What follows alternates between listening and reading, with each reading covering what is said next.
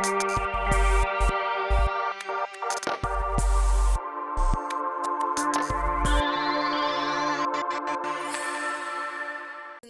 here this morning to do our opening song. She's an accomplished musician who has a bachelor's in music from Florida State, music and theater, and also her master's from NYU in music education. And she owned a music school here before she moved to Ireland recently with her daughter and husband, and we've all heard a little bit about that through Anna. So you're welcome to sing along to the parts you know. Thank you, Kristen.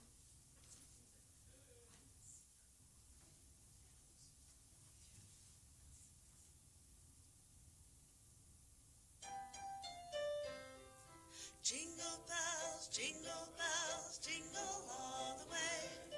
Oh, what fun it is to ride in a one-horse open sleigh. Hey, jingle bells, jingle all the way. Oh, what fun it is to ride in a one-horse open sleigh. Dashing through the snow in a one-horse open sleigh. O'er the fields we go, laughing all the way. Bells on bobtail ring, making spirits bright. What fun it is to ride and sing a sleighing song tonight. Jingle bells, jingle all the way. Oh, what fun it is to ride in a one-horse open sleigh. Hey, jingle bells, jingle all the way. Oh, what fun it is to ride in a one-horse open sleigh. A day or two ago, I thought I'd take a ride, and soon Miss Fanny Bryce was seated by my side. The horse was lean and lame, misfortune seemed its lot. We got into a drifted bank, and then we got upset. Oh, jingle bells, jingle all the way. Oh, what fun it is to ride in a one-horse open sleigh. Hey, jingle bells, jingle all the way. Oh, what fun it is to ride in a one-horse open sleigh. Now the ground is wide, go it while you're young. Take the girls tonight and sing this bobtail song. Just get a bobtail nag, 1040 for its speed. Then hitch it to an open sleigh and crack, you'll take the lead. Oh, jingle bells, jingle all the way. Oh, what fun it is to ride in a one-horse open sleigh. Hey, jingle bells, jingle all the way. Oh, what fun it is to ride in a one-horse open sleigh.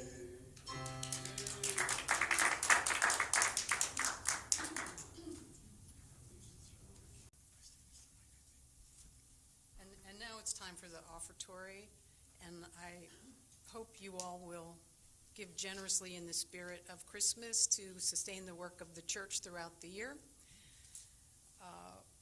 We're going to hear another song from Kristen during the offertory. She's going to sing It Came Upon the Midnight Clear, which was also written by the Unitarian minister Edmund Sears in 1849.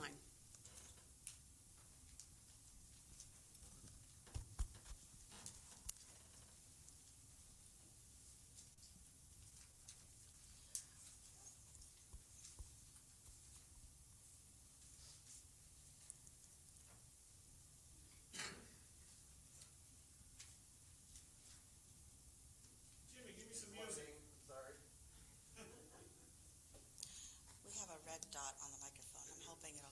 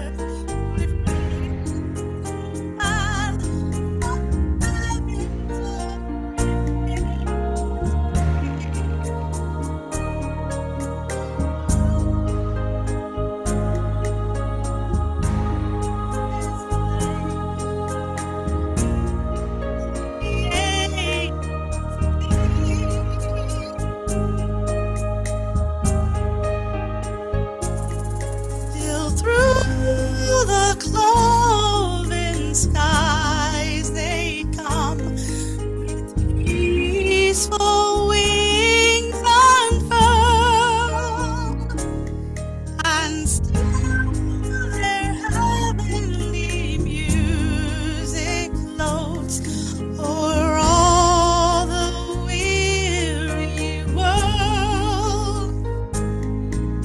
Above its sad and lonely plains, they bend on hovering wings. Gather over its marble sounds the blessed angels sing.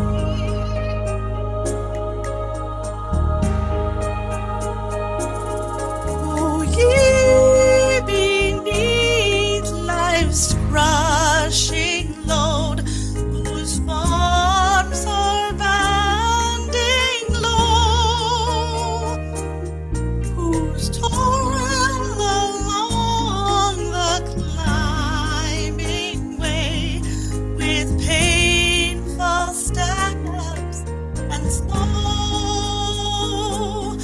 Look now, for glad and golden hours come swiftly on the wing. Oh, resting by the weary world, and Now the angels sing.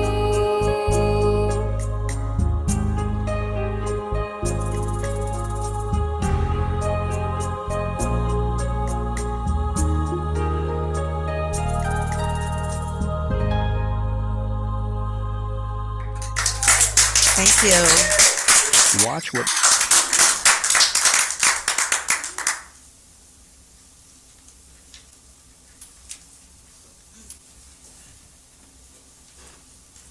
Thank you. That was gorgeous. Thank you. Please repeat with me. With hearts grateful for all good things that are ours, we dedicate our gifts. Amen. Blessed be. Aho.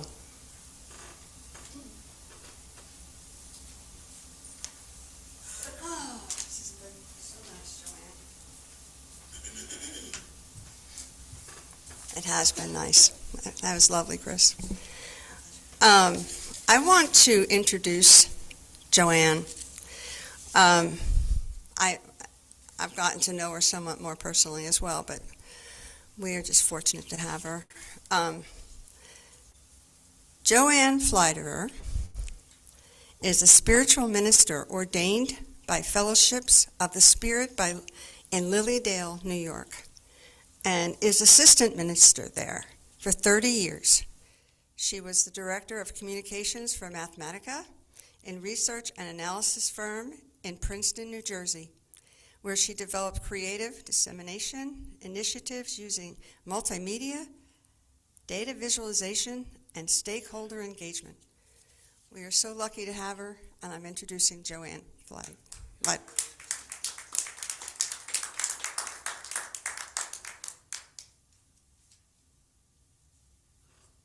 Thank you, Anna. It's a pleasure to be here, believe me.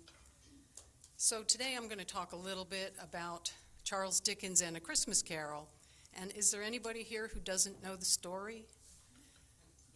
I mean, it's ubiquitous this time of year. There's a ballet in DeLand of A Christmas Carol. There's a production of the play in Ormond Beach right now, I think. Every year back at home in New Jersey, the local theater produces A Christmas Carol, and so do many other places throughout the country and England as well.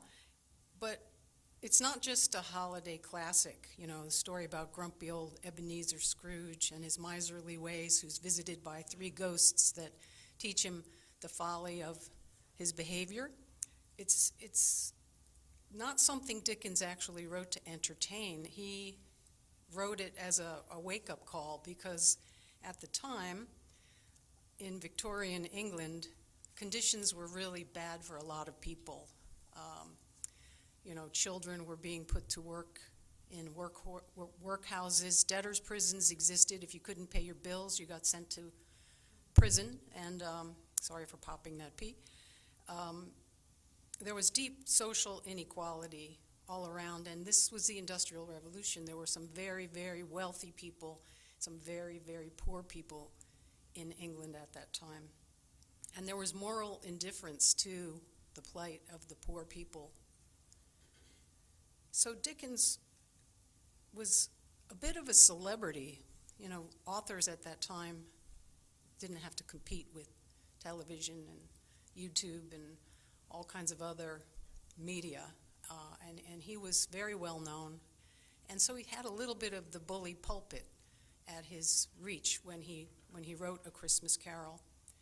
And he had been to Boston in 1842, where he hung out with a bunch of the Boston Unitarians, including William Ellery Channing, who was probably the leading figure of American Unitarianism at the time. Emerson, Longfellow, many others. So, whether that trip influenced A Christmas Carol, we don't know for sure. But when he returned to England, he started attending the English Unitarian Church in London, and he wrote A Christmas Carol the next year.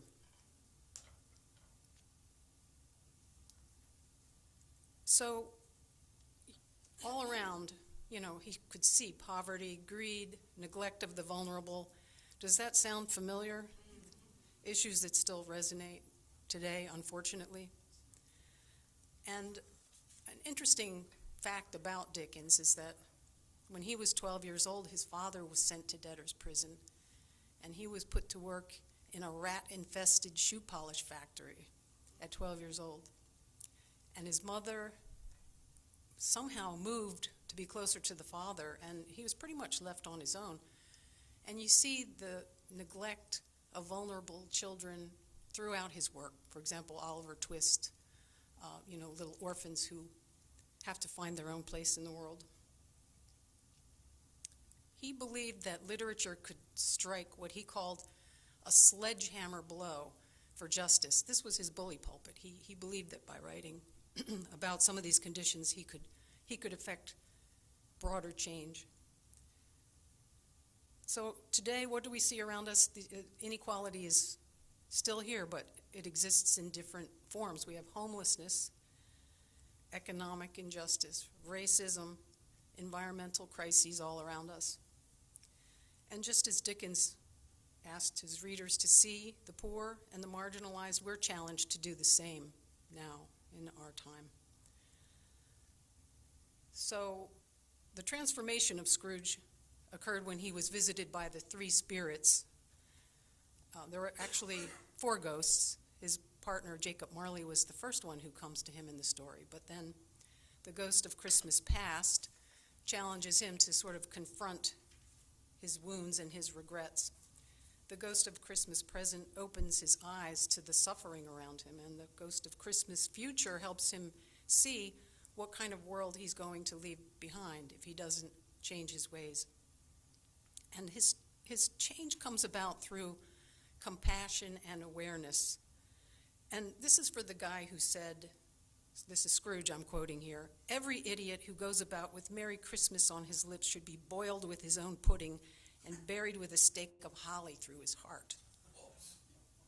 He's a mean old man.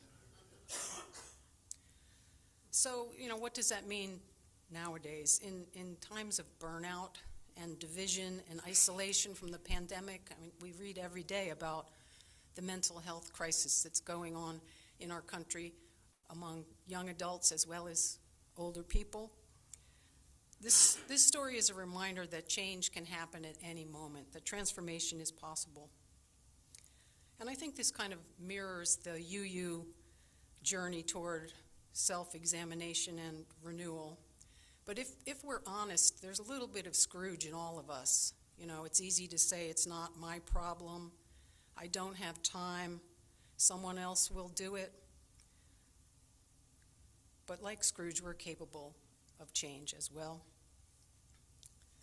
So the ghosts of today, recall that this ghost of Christmas past reminds Scrooge of his lost tenderness and innocence.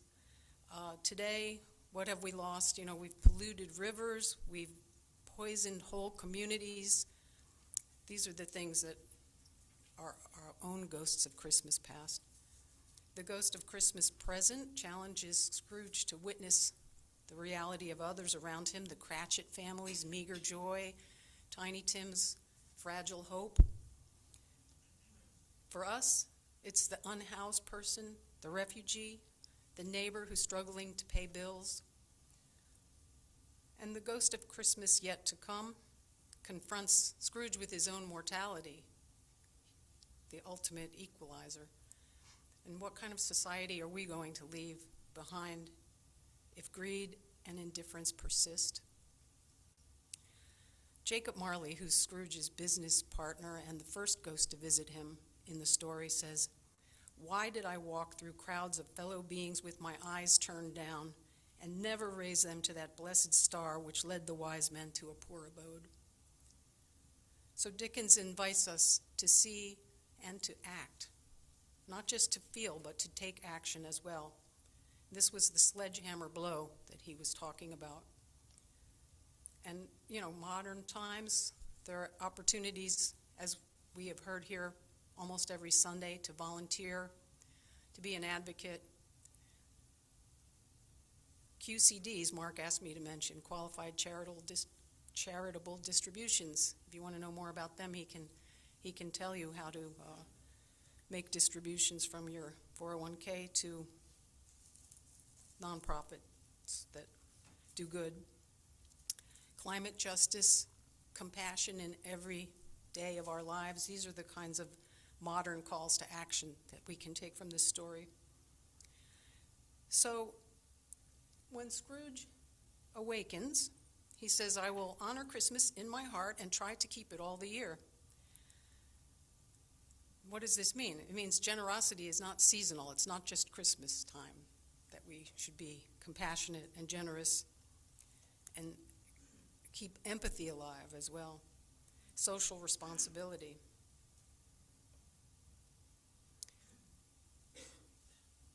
So this isn't just a story about one man's redemption. It's about the redemption of a whole society through empathy, through action. It was a tremendous success.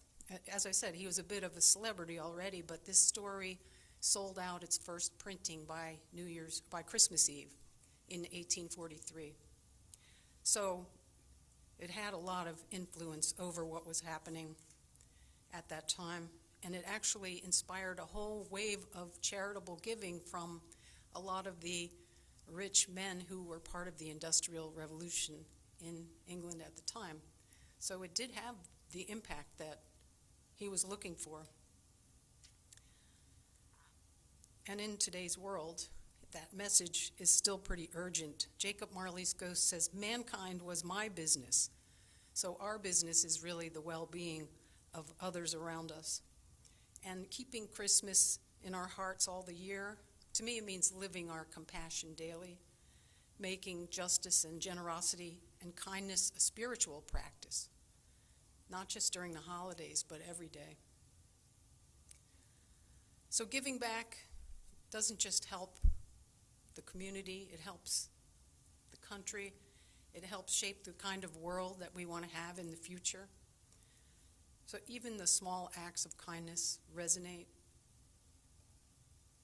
Now, when Scrooge awakens, when he transforms, he laughs, not from guilt, but from joy. He's feeling joy. Compassion has brought him freedom from his past and his evil ways, really.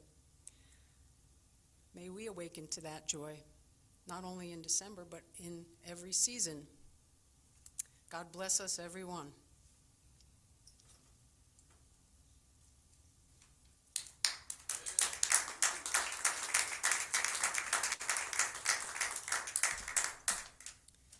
Okay. Back to the order of service. Just going to take a few moments to reflect on